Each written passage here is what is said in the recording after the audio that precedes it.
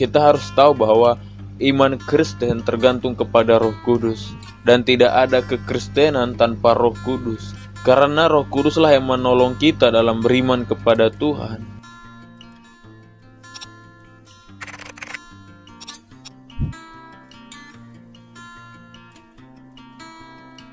Syarat untuk menerima baptisan Roh Kudus.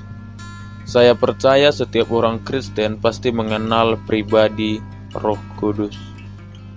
Firman Allah memberikan beberapa syarat agar kita bisa menerima baptisan dalam Roh Kudus.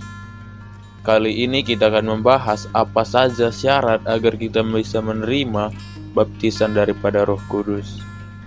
Hal pertama yang harus kita miliki agar kita menerima baptisan Roh Kudus adalah kita harus menerima Yesus Kristus dengan iman sebagai Tuhan dan Juru Selamat dalam hidup kita.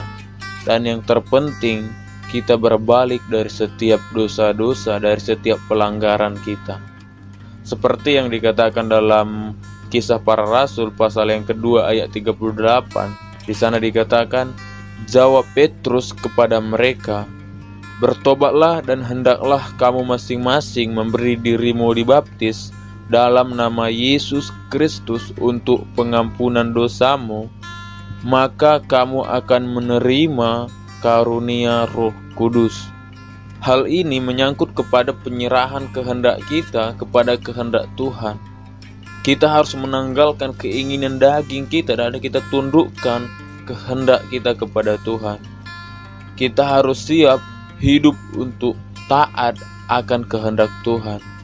Dan terlebih kita harus berbalik dari segala sesuatu yang melukai hati Tuhan, sehingga Roh Kudus berkenan dalam kehidupan kita, sehingga kita akan dipenuhi oleh Roh Kudus jika setiap kehidupan kita sudah seturut dan berkenan kepada Tuhan. Dan hal kedua yang harus kita miliki agar kita dipenuhi oleh Roh Kudus, kita harus memiliki keinginan atau kerinduan yang dalam untuk dipenuhi oleh Roh Kudus. Memang sudah seharusnya setiap orang Kristen memiliki kerinduan yang sangat dalam untuk dibaptis dalam Roh Kudus.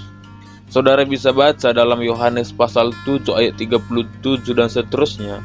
Di sana Yesus mengajarkan bahwa kita harus memiliki kerinduan untuk dipenuhi oleh Roh Kudus, dan kita yang haus akan Roh Kudus akan dipuaskan.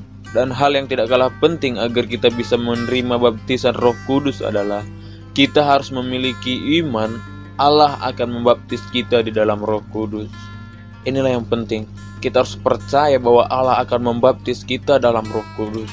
Kita harus tahu bahwa iman Kristen tergantung kepada Roh Kudus, dan tidak ada kekristenan tanpa Roh Kudus, karena Roh Kuduslah yang menolong kita dalam beriman kepada Tuhan, terlebih yang menolong kita, menguatkan kita dalam menjalani kehidupan kita sehari-hari.